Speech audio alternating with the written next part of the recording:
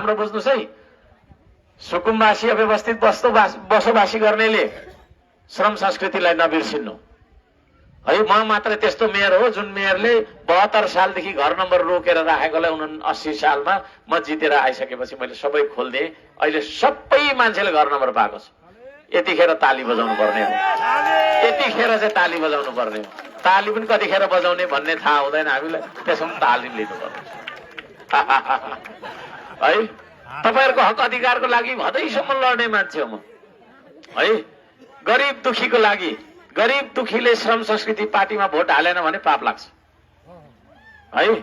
किसानले भोट हालेन भने पनि पाप लाग्छ होला, मजदुरले भोट हालेन भने पनि पाप लाग्छ। किनभने श्रम संस्कृतिले जे कुरा उठाएर हिँडेको छ त्यो कुराहरूले उठाएर हिँडेको छ।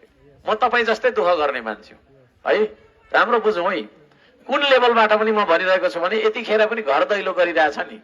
अरू पार्टीको अध्यक्षहरू हेर्नु न है, 9 करोडको गाडी अरूको भाडा के अरे तपाईँको मागेर लिएर, मैले पनि तपाईँको त्यस्तो गाडी मागेँ भने मलाई पनि दिन्छ अहिले होइन।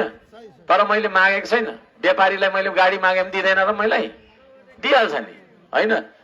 टेम्पोमा आइराखेको छु, दिनभरि हिँडिराखेको छु, तपाईँको भन्दा तपाईँको चाहिँ नि फाटेको र मैला लुगा लगाएर हिँडिरहेको छु म है। यहाँबाट के संकेत तपाईँले पाउनुहुन्छ भन्दाखेरि यो देशमा सबै मान्छे नयाँ लुगा लगाएर सुकिलो मुकिलो भएर हिँड्ने अवस्था नआइन्जेलसम्म हर्क साम्पाङ धुलो मैला फाटेको लुगा लगाएर हिँडेको हुन्छ है। म ऐस आराम गर्दिनँ, हेर्नुहोस् यति कुरा बुझ्नुहोस्, ऐस आराम गर्दिनँ है। तपाईँ दुःखमा हुनुहुन्छ भने म ऐस आराम गरेर हुन्छ। धरान उपमहानगरपालिकाको बस्तीहरूमा खोला पस्न खोज्दाखेरि जाली बोकेर 6 बजी बिहानदेखि तपाईँको ढुङ्गाको जाली कसेर दिनभरि लखतरान भएर चाहिँ घर फर्किने मेयर हो। कुरा बुझ्नुभयो नि। म जस्तो मेयर धरानले अब पाउँदैन भनेर भन्दा पनि हुन्छ है। तपाईँहरूको खानेपानीको लागि, मुहान खानेपानीको लागि जितेको 3 दिन पछाडिदेखि अरू मेयरहरू 3-4 महिना त फुलमाला लाएर नमस्कार गरिन्छ होइन, धन्यवाद भनिन्छ। 3 दिन पछाडि, म जितेको 3 दिन पछाडि मैले खोला खोली मुहान सबै चारेर डाँडा पाखा सबै पुगेँ म होइन। त्यसो गरी तपाईँलाई पानी खुवाएको छु है। तपाईँहरूको धारामा आउने पानीको पाइप जल्दा नि जङ्गलमा बाँस बसी बसी आगोमा होइन, आगो निभाएर बाँस बसी बसी उतै तपाईँको चाहिँ जङ्गलमा सुत्ने मेयर कोही छ धरानमा? कोही थियो? नेपालमै कोही छ? छैन। त्यतिसम्म जनताको दुःख बुझेर आफूलाई समर्पित गरेर निस्किएको पात्रहरूको साथ आज म मेचीदेखि महाकालीसम्म सारा नेपालीलाई भन्न चाहन्छु, त्यो खालको मन भएको मान्छेलाई तपाईँहरूले देशको नेतृत्व बनाउनुपर्छ है।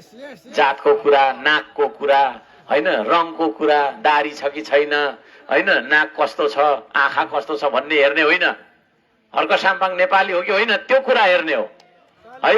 धेरै मान्छेले चाहिँ तपाईँको चाहिँ जातिवादी कुरा पनि गर्छ। के को जातिवादी कुरा? म चराचुरुङ्गीलाई मन पराउने मान्छे।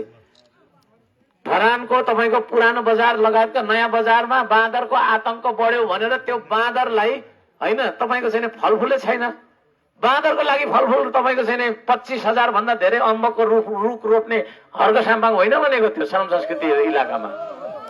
तपाईँले त्यो श्रम संस्कृति पार्कमा जाँदा त्यो आराधनासम्म गएर फर्केको होला, त्यहाँभन्दा माथि जानु न है। 20-25 लाख बिरुवा रोपेको छु, त्यसमा 2-3 लाख त फलफुलको बिरुवा रोपेको छु। बाँदरलाई त त्यसरी माया गर्ने मान्छेले तपाईँको चाहिँ कुनै जातको मान्छे, यो जातको मान्छे, त्यो जातको मान्छे भन्छ? बिरुवा रोप्दै गर्दा सर्प भेटिने हरियो खालको क्या, एकदम तपाईँको विषालु सर्प। मार्नु खोज्ने मान्छेले नमार्नु, नमार्नेलाई उचालेर पर राख्नुपर्छ। त्यो खालको मान्छे, मन भएको मान्छेलाई के भन्नेहरू पनि छ। त्यसो भएको कारणले म भन्न चाहन्छु है, यो देश हामी बचाउनेछौँ, यो देश हामी बनाउनेछौँ।